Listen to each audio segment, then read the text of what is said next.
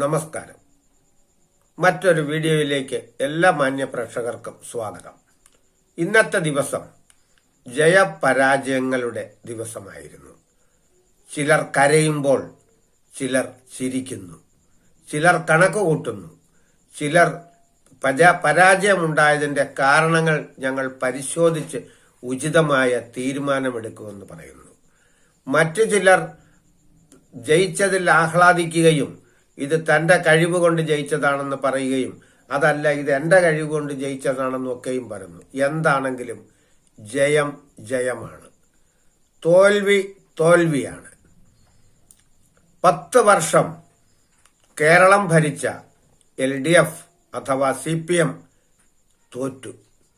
തോറ്റുവെന്ന് ഞാൻ സമ്മതിക്കില്ല. CPM തോൽക്കുകയല്ല, CPM കടപുഴകി വീഴുകയായിരുന്നു. വലിയ കാറ്റും മഴയിലും പിടിച്ചു നിൽക്കാൻ കഴിയാതെ ചില മരങ്ങൾ കടപുഴകി വീഴുന്നത് നാം കണ്ടിട്ടുണ്ട്. കേരളത്തിൽ അക്ഷരാർത്ഥത്തിൽ സംഭവിച്ചത് അത് തന്നെയാണ്. എന്താണ് LDFന് പറ്റിയ പരാജയ കാരണം?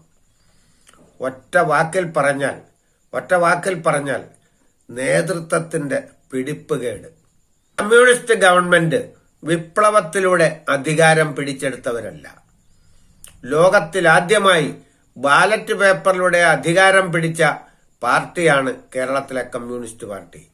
ഈ പാർട്ടിക്ക് ഇവിടുത്തെ ജനങ്ങളോട് ചില വിധേയത്വമുണ്ട്.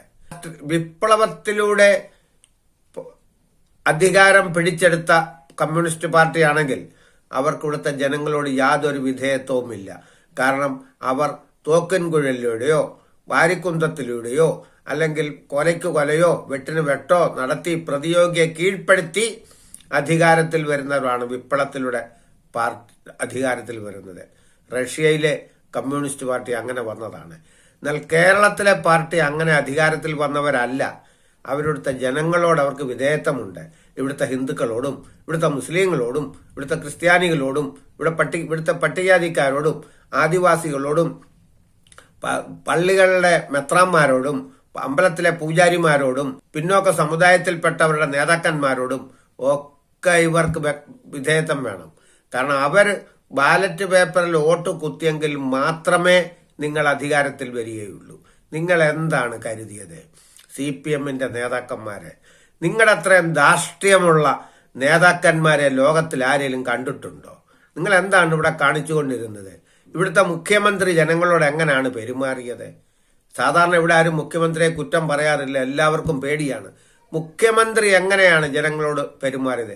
ഒരുത്തൻ തന്റെ ഓഫീസിലേക്കോ താൻ നിൽക്കുന്ന സ്ഥലത്തേക്കോ കയറി വന്നാൽ അവനോട് പറയേണ്ടത് കടക്കപ്പുറത്തെ എന്നാണോ? അല്ല, അങ്ങനെയല്ല പറയേണ്ടത്. ഒരു മൈക്ക് കേടായാൽ ആ മൈക്കുകാരനോട് നേരെ രോഷാകുലരാകേണ്ട ആവശ്യമുണ്ടോ? മൈക്കെന്ന് പറഞ്ഞത് കറണ്ടും മറ്റും ഉപയോഗിച്ച് പ്രവർത്തിക്കുന്നതാണ്. ചിലപ്പോൾ അത് കേടായെന്നിരിക്കും. അവനോട് ദേഷ്യപ്പെടേണ്ട ആവശ്യമുണ്ടോ? ഇല്ല. ഒരാൾ ഒരു മീറ്റിംഗ് മധ്യേ ഒരു സംശയം ചോദിച്ചാൽ അദ്ദേഹം പറയേണ്ട മറുപടി അതിപ്പോൾ ചോദിക്കാനുള്ള അവസരമല്ല, നമുക്കത് പിന്നീട് ചർച്ച ചെയ്യാം എന്ന് പറയാതെ വീട്ടിൽ പോയി ചോദിക്കെന്ന് പറയുന്ന മറുപടി ശരിയാണോ? അല്ല. ഒരു സമുദായത്തിന്റെ നേതാവിനെ കയറി നികൃഷ്ട ജീവി എന്ന് വിളിച്ചത് ശരിയാണോ? അല്ല. അങ്ങനെ നിങ്ങളുടെ നേതാവ് തന്നെയാണ് നിങ്ങളെ നിലംപരിശാക്കിയത്. ഇതിനു മുൻപ് തിരുവനന്തപുരത്ത് വെച്ച് നിങ്ങളുടെ ആര്യ രാജേന്ദ്രൻ എന്ന് പറയുന്ന മേയർ നിങ്ങൾക്ക് വഴിമരുന്നിട്ട് തന്നായിരുന്നു തകർച്ചയ്ക്കുള്ളത്. എന്നാൽ ഇപ്പോഴത് പൂർണ്ണമായി. അത് പൂർണ്ണമാക്കിയത് നിങ്ങൾ നേതാക്കന്മാർ മാത്രമാണ്. നിങ്ങൾക്ക് ജനങ്ങളോട് യാതൊരു കമ്മിറ്റ്മെന്റുമില്ല. നിങ്ങൾ പെൻഷൻ കൊടുത്തെന്ന് പറഞ്ഞിട്ട് എന്തായി? പെൻഷൻ ചെയ്തവർ കിട്ടിയവർ ചിലപ്പോൾ വോട്ട് ചെയ്ത് കാണും. പക്ഷെ ജനങ്ങൾ, പാർട്ടിക്കാർ വോട്ട് ചെയ്താൽ ഒരു പാർട്ടിയും ജയിക്കില്ല. നിങ്ങളുടെ പാർട്ടിയെ സ്നേഹിക്കുന്ന പുറത്ത് നിൽക്കുന്ന ജനങ്ങളാണ് നിങ്ങളെ ജയിപ്പിക്കുന്നത്. അതാണ് അനുഭാവികൾ. ഇന്ന പാർട്ടി കൊള്ളാം, അവർക്ക് വോട്ട് ചെയ്യാം. ഇന്ന പാർട്ടിക്ക് വോട്ട് ചെയ്യാൻ പാടില്ല, അവന്മാർ ഭയങ്കര ധാർഷ്ട്യക്കാരാണ്, ഭയങ്കര ജാടയാണ്, മനുഷ്യരോട് സ്നേഹമായി പെരുമാറുന്നില്ല എന്നൊക്കെ പറഞ്ഞ് ജനങ്ങൾ നിങ്ങളെ തള്ളിക്കളയും. ഈ കേരളം മുഴുവൻ നടന്ന് പ്രവർത്തിച്ച VD സതീശൻ പറഞ്ഞു, ഞാൻ 100 സീറ്റ് പിടിക്കുമെന്ന് പറഞ്ഞു. പിന്നീട് പറഞ്ഞു 100ന് മുകളിൽ പോകുമെന്ന് പറഞ്ഞു. അപ്പോൾ എല്ലാവരും പുച്ഛിച്ച് ചിരിച്ചു. എന്തൊരു വിരോധാഭാസമാണ് ഇന്ന് ഈ പറയുന്നതെന്ന്. ഒടുവിൽ സംഭവിച്ചത് എന്താണ്? ചരിത്രത്തിൽ ആദ്യമായി ഇത്രയും സീറ്റ് പിടിച്ച ഒരു ഇലക്ഷൻ ഉണ്ടായിട്ടില്ല. കൂട്ടായ പ്രവർത്തനം കൊണ്ടാണ് ഒരു രാഷ്ട്രീയ പാർട്ടി അധികാരത്തിൽ എത്തുന്നത്. ഇവിടെ അങ്ങനെ ഒരു കാര്യമില്ലായിരുന്നു. പിണറായി പല തെറ്റുകളും സംസാരിച്ചിട്ടും നിങ്ങൾ ആരെങ്കിലും മറ്റു നേതാക്കൾ അദ്ദേഹത്തെ തിരുത്തിയോ? നിങ്ങൾ ആരും തിരുത്തിയില്ല. പുള്ളി പറഞ്ഞത് ശരിയാണെന്നും പറഞ്ഞുകൊണ്ട് അതിനെ ന്യായീകരിച്ചുകൊണ്ട് നിങ്ങൾ പ്രസംഗിച്ചതേ ഉള്ളൂ. പാർട്ടി സെക്രട്ടറി എന്ന് പറയുന്ന ആളാണ് എം.വി. ഗോവിന്ദൻ മാസ്റ്റർ. താങ്കൾ പിണറായിയെ ശാസിച്ചോ? ആര് ഭരിച്ചാലും ആ പാർട്ടിയുടെ സെക്രട്ടറിക്കാണ് ഏറ്റവും വലിയ പദവി. നിങ്ങൾ എന്ത് ചെയ്തു? ഓരോ അപകടം പറ്റുമ്പോഴും നിങ്ങൾ പറയും പാർട്ടി പരിശോധിച്ചിട്ട് വേണ്ട നടപടി എടുക്കുമെന്ന് പറയും. എന്ത് നടപടിയാണ് എടുത്തത്? ഇതിനു മുൻപ് ഞാൻ വീഡിയോ ഇട്ടിട്ടുണ്ട് നിങ്ങളെപ്പറ്റി. നിങ്ങൾ എന്ത് നടപടിയാണ് എടുത്തിട്ടുള്ളത്?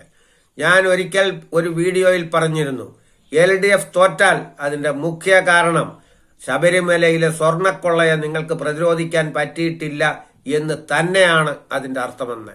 നിങ്ങളുടെ പാർട്ടിയിൽപ്പെട്ട നിങ്ങളുടെ നോമിനിയായിരുന്ന പത്മകുമാറിനും വാസുവിനും എതിരെ നിങ്ങൾ എന്ത് ചെയ്തു? SIT അവരുടെ പേരിൽ കേസ് ചാർജ് ചെയ്ത് അവരെ ജയിലിലടച്ചപ്പോൾ നിങ്ങൾ ആർജവമുള്ളവരാണെങ്കിൽ നിങ്ങൾ അവരെ പാർട്ടിയിൽ നിന്നും പുറത്താക്കണമായിരുന്നു. നിങ്ങളാക്കിയോ? നിങ്ങളൊന്നും ചെയ്തില്ല. അത് തന്നെ നിങ്ങൾ പ്രതികളെ സംരക്ഷിക്കുന്നവരാണെന്നുള്ള പ്രതിപക്ഷത്തിന്റെ ആരോപണം ജനങ്ങൾ ശരിവെച്ചു. വീണ ജോർജ് തോറ്റാൽ അതിന്റെ കാരണവും ഞാൻ പറഞ്ഞു. അവർക്കെതിരെ ഉണ്ടായ ആരോപണത്തെ നിങ്ങൾക്ക് ചെറുക്കാൻ പറ്റിയില്ല എന്ന്. അത് രണ്ടുമല്ലേ സംഭവിച്ചത്? നിങ്ങൾക്കൊന്നും ചെയ്യാൻ കഴിഞ്ഞില്ല. പാർട്ടി സഖാക്കളെ സ്നേഹിക്കണം, അതാവശ്യമാണ്. നിങ്ങൾ എന്തുകൊണ്ടാണ് G. സുധാകരന് സീറ്റ് കൊടുക്കാതിരുന്നത്? 80 വയസ്സുള്ള പിണറായിക്ക് ഭരിക്കാമെങ്കിൽ എന്തുകൊണ്ട് 74 75 വയസ്സുള്ള G. സുധാകരന് മത്സരിച്ചുകൂടാ? ഇപ്പോൾ എന്ത് സംഭവിച്ചു? നിങ്ങൾ പുറത്താക്കിയവരെല്ലാം വൻ ഭൂരിപക്ഷത്തിൽ ജയിച്ചു. നിങ്ങൾക്ക് എന്തു പറ്റി? നിങ്ങൾ കടപുഴകി വീഴുക മാത്രമല്ല, നിങ്ങൾ കടപുഴകി വീണ് നിങ്ങൾ വെള്ളത്തിലൂടെ ഒഴുകി വരികയാണ്. ശരിയല്ലേ? നിങ്ങൾക്ക് പറ്റിയ ഒരു മരുന്നിനി ഇതാണ്. നിങ്ങൾ ഉണ്ടാക്കിയ വികസനത്തിന്റെ പേരിൽ നിങ്ങൾ ഉണ്ടാക്കിയ പെരുമ്പളം പാലമുണ്ടല്ലോ, ആ പാലത്തിൽ നിന്ന് എല്ലാവരും കൂടെ താഴേക്ക് ചാടുക. ആ വെള്ളത്തിന്റെ ആഴം എന്തുണ്ടെന്ന് നിങ്ങൾക്ക് അറിയാൻ പറ്റും. ഈ രാജ്യത്തെ ജനങ്ങളെ നിങ്ങൾ യഥാർത്ഥത്തിൽ നിങ്ങൾ ചതിക്കുകയായിരുന്നു. നിങ്ങളുടെ തന്നിഷ്ടപ്രകാരം നിങ്ങൾ ഓരോന്ന് ചെയ്തത് കാരണം നിങ്ങളെ നെഞ്ചിലേറ്റിയ ലക്ഷക്കണക്കിന് ആളുകളെ നിങ്ങൾ നിരാശപ്പെടുത്തി. ഇല്ലെന്ന് പറയാൻ പറ്റുമോ? ആരെയും CPM-ലെ നേതാക്കന്മാരെ ആർക്കും കുറ്റം പറയാൻ പറ്റത്തില്ല. അങ്ങനെ പറഞ്ഞു പോയെങ്കിൽ അവർ എല്ലാവരും ചേർന്ന് കൂട്ടമായി ദ്രോഹിച്ചു കളയും.